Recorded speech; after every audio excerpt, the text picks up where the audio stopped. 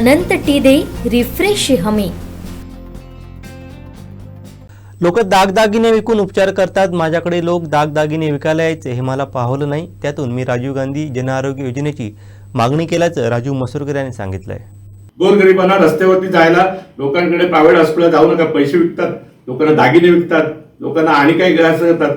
आता हे दागिने बिगिने विकतात, मला पैसे मला फायदा होत होता। मी सांगितलं पृथ्वीराज चव्हाण यांना 2013 मध्ये सांगितलं सालामध्ये, आणि ते नोव्हेंबर पूर्वी आलेले होते। 2013 नोव्हेंबर पूर्वी राजेसाहेबांचे राणी साहेबांचे जवळचे नातेवाईक त्यांना सांगितलं की म्हटलं माझ्याकडे सोनं विकायला येतात दागिने, आणि मग मी कसं घेऊ? हे डोळ्यात पाणी काढतात लोक, मंगळसूत्र विकतात लोक, कर्ज काढतात, जमिनी घाण ठेवतात।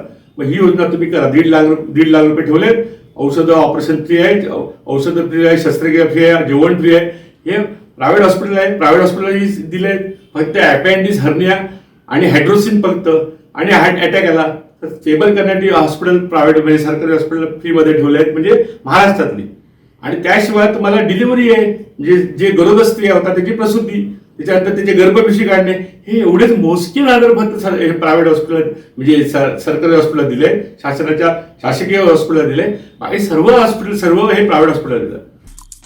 आमचे दिवसभरातले सर्व अपडेट्स, ताज्या घडामोडी आणि थेट लाईव्ह पाहण्यासाठी सबस्क्राईब करा, लाईक करा कोकणचं नंबर 1 महा चॅनल कोकण 7 लाईनचं YouTube चॅनल।